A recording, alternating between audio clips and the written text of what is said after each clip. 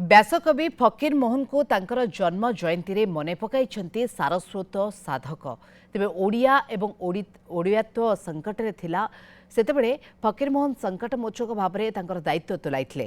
तांकर रचित साहित्य ओडिया भाषा को समृद्ध करथिला। एथिसहित भाषा आंदोलन को एक नुआ दिशा देखाइथिला। युवपीढ़ी पुस्तक मनस्क होई पारले सेमानक सहित ज्ञान बढ़िबा सहित ओडिया भाषा आहुरी समृद्ध होई पारिबो। कटक रे आयोजित व्यासकवि जन्म उत्सव रे ए मत प्रकाश पाइछि।